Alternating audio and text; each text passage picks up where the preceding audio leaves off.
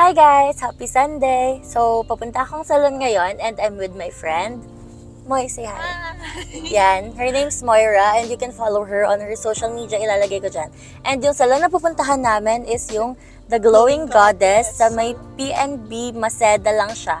Like, ilalagay ko na lang dyan yung link ng Facebook page nila para i-follow nyo sila.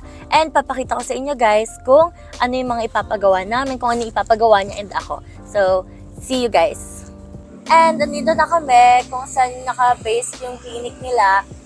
And kita nyo naman, so very intersection lang siya ng PNB, Maceda, or Laon-Laan. Ganun, dito lang siya guys. So, paakit na kami. Ito, wait lang.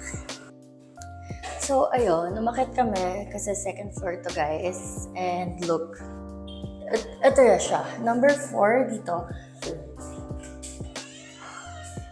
So guys, nagpapamess live po ako dito sa The Glowing Goddess.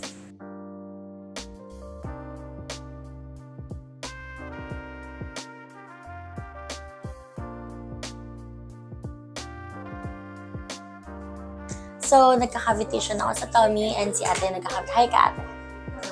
Hello! So, ayun. And after neto is i-mesolay po na siya guys. Kaya, meron akong RF sa arms and RF sa double chin and face kasi minimeso din yan guys. So, nakita nyo naman kanina yung ginagawa sa akin ng mesolipo and yung mga RF, yung mga cavitation, yan, dito talaga ako guys nagpapagawa. So, nakikita nyo din naman yung mga FB posts ko. So, dito lang yun guys. Here's The Glowing Goddess. Yan.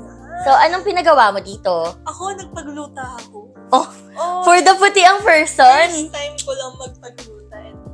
Tignan natin ang iyong journey dito. Yes. Mga ilang sessions lang daw. Magiging effective na daw siya. Tignan mo naman ako, oh. Pumayat na. Ilang beses siya napagluta. Yeah, true. And yung mga mesolipo sessions ko, guys, mga 4 to 5 sessions na ako. Kaya tignan nyo naman. For the hugis bigas, wala yung filter, guys. So, kung ako sa inyo, binavisit ko na yung FB page nila and malay nyo, makita nyo kami dito. Yes! Bye!